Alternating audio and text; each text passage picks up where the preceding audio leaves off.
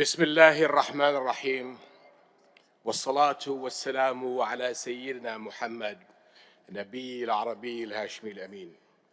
أخي فخامة الرئيس عبد الفتاح السيسي، أصحاب الجلالة والفخامة والسمو، السلام عليكم ورحمة الله وبركاته. أتوجه بالشكر لفخامة الرئيس على الدعوة لاجتماعنا في هذا الوقت العصيب من أجل العمل معا وفورا على وقف هذه الكارثة الإنسانية التي تدفع منطقتنا كلها نحو الهاوية. اسمحوا لي أن أتوجه بالحديث بالإنجليزي إلى أصدقائنا من أوروبا والعالم الموجودين معنا اليوم، فرسالتي لهم: My friends, Assalamu alaikum wa rahmatullahi wa barakatuh. This is how Muslims and Arabs greet others, with a wish for the other to be blessed with peace and the mercy of God. Our region came with a message of peace, the Pact of Umar, issued at the gates of Jerusalem almost 15 centuries ago, more than 1,000 years before the Geneva Conventions, ordered Muslim soldiers not to kill a child, a woman, or an old person, not to destroy a tree, not to harm a priest, not to destroy a church.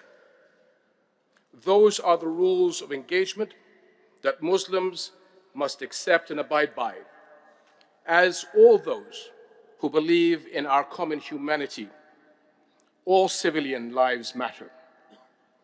My friends, I am outraged and grieved by those acts of violence waged against innocent civilians in Gaza, in the West Bank, and Israel. The relentless bombing campaign underway in Gaza, as we speak, is cruel and unconscionable on every level. It is collective punishment of a besieged and helpless people. It is a flagrant violation of international humanitarian law. It is a war crime. Yet the deeper the crisis cuts of cruelty, the less the world seems to care. Anywhere else, attacking civilian infrastructure and deliberately starving an entire population of food, water, electricity, and basic necessities would be condemned. Accountability would be enforced immediately, unequivocally. And it has been done before, recently, in another conflict, but not in Gaza. It's been 2 weeks since Israel put in place the complete siege of the Gaza Strip, and still, for the most part, global silence. Yet the message the Arab world is hearing is loud and clear. Palestinians' lives matter less than Israeli ones. Our lives matter less than other lives. The application of international law is optional, and human rights have boundaries. They stop at borders, they stop at races, and they stop at religions. That is a very, very dangerous message, as the consequences of continued international apathy and inaction will be catastrophic on us all. My friends, we cannot let raw emotions dictate the moment. Our priorities today are clear and urgent. First, an immediate end to the war in Gaza, the protection of civilians, and the adoption of a unified position that indiscriminately condemns the targeting of all civilians in line with our shared values and international law, which loses all value if it is implemented selectively.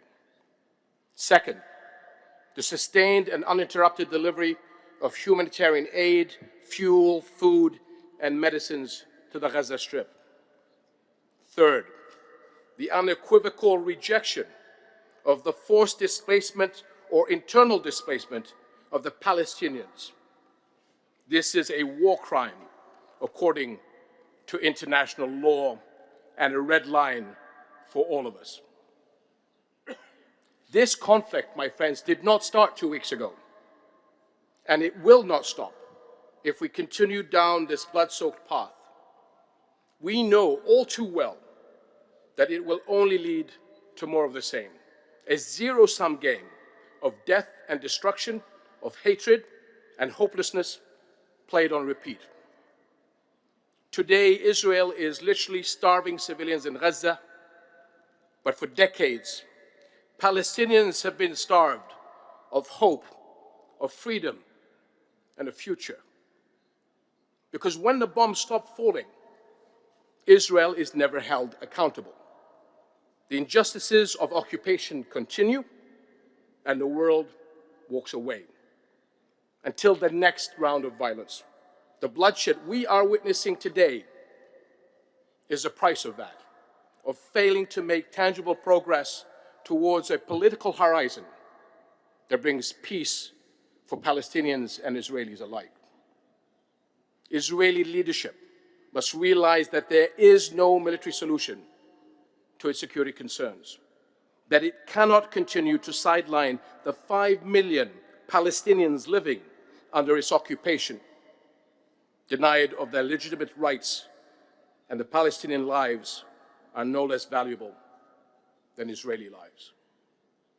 The Israeli leadership must realize, once and for all, that a state can never thrive if it is built on the foundations of injustice. Over the past 15 years, we have seen how the dreams of a two-state solution and the hopes of an entire generation have turned into despair.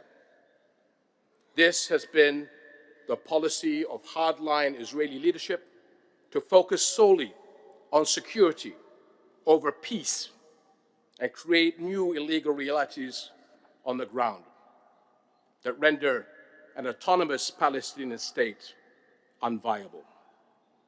In the process, it has empowered extremists on both sides. But we must not, we cannot write off this conflict as too far gone for the sake of both the Palestinians and the Israelis. Our collective unified message to the Israeli people should be, we want a future of peace and security for you and for the Palestinians, where your children and Palestinian children should no longer live in fear. It is our duty as the international community to do whatever it takes to restart a meaningful political process that can take us to a just and sustainable peace on the basis of the two-state solution. The only path to a safe and secure future for the people of the Middle East and the entire world, for the Jewish people, for Christians, for Muslims alike, starts with the belief that every human life is of equal value, and it ends with two states, Palestine and Israel, sharing land and peace from the river to the sea. The time to act is now. Thank you. شكرا لكم جميعا والسلام عليكم ورحمة الله.